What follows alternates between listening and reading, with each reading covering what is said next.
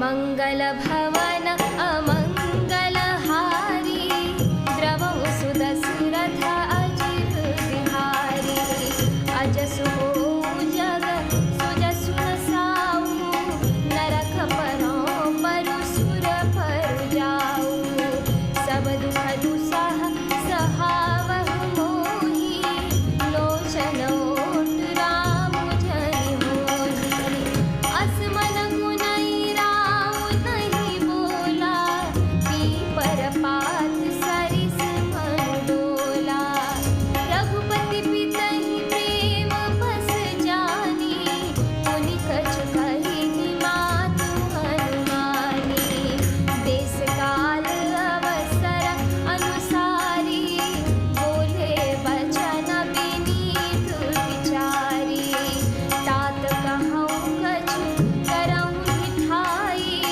अनुचित क्षमब जानि नरिकाई अति लघु बात लागी दुख पावा कहूँ न मोहि कहि प्रथम जनावा देखि गुसाई पूछियो माता सुनि प्रसन्न भय शीतल गाता मंगल भवन अमंगलहारी द्रवौ सुदशरथ अजित बिहारी मंगल समय स्नेह बसा सोच परिहरियतात आय सुदेहिया हरषिया कहीं भूल के प्रभुदात मंगल भवन अमंगलहारी द्रवौ सुदशरथ अजित बिहारी धन्य जनम जगति तलतासु पितहि प्रमोद चरित सुनि जासु चारि पदारथ करतल ताके प्रिय पितु मातु प्राण सम जाके आय सुपाली जनम फल पाई एहो बेगी होहु रजाई पिता मातु सन आवो मागी चली हो बनहि बहुरी पग लागी अस कहि राम गवन तब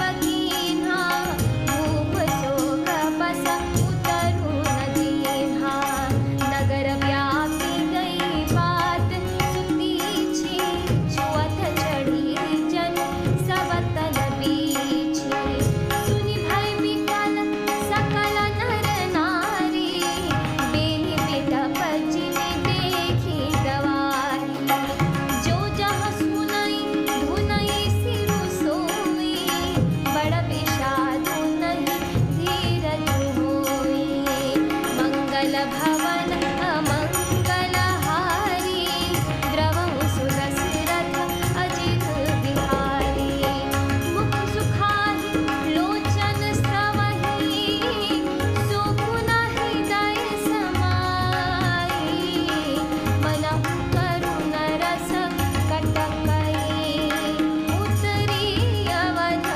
पजाई मंगल भवन अमंगलहारी द्रवौ सुदशरथ अजित बिहारी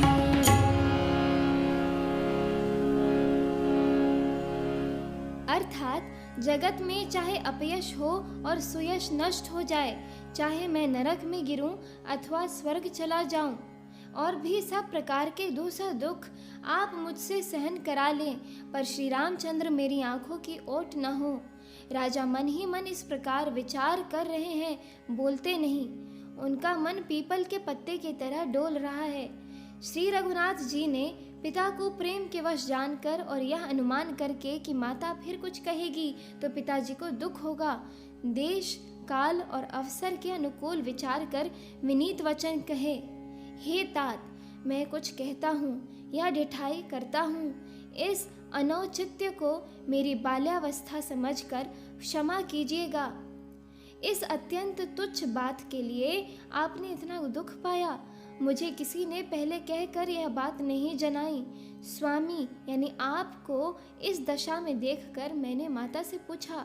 उनसे सारा प्रसंग सुनकर मेरे सब अंग शीतल हो गए। मुझे बड़ी प्रसन्नता हुई।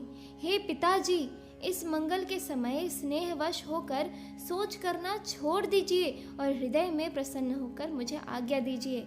यह कहते हुए प्रभु श्री रामचंद्र जी सर्वांग पुलकित हो गए।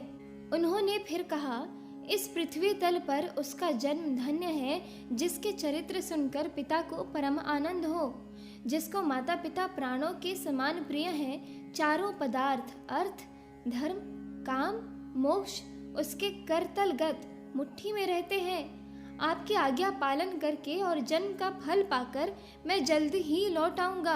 अतः कृपया आज्ञा दीजिए।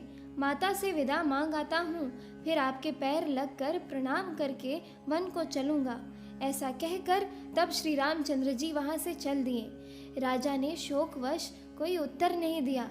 वह बहुत ही तीखी अप्रिय बात नगर भर में इतनी जल्दी फैल गई मानो डंक मारते ही बिच्छू का विष सारे शरीर में चढ़ गया हो। इस बात को सुनकर सब स्त्री पुरुष ऐसे व्याकुल हो गए जैसे दावानल यानी वन में आग लगी।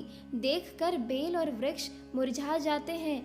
जो जहाँ सुनता है वहीं सिर धुनने यानी पीटने लगता है। बड़ा विषाद है, किसी को धीरज नहीं बंधता। सबके मुख सूखे जाते हैं, आंखों से आंसू बहते हैं। शोक हृदय में नहीं समाता, मानो करुणा सार की सेना अवध पर डंका बजाकर उतर आई हो। इस एपिसोड में इतना ही। आगे की कथा सुनने के लिए कृपया मेरे YouTube चैनल को ज़रूर सब्सक्राइब करें। जय सिया राम।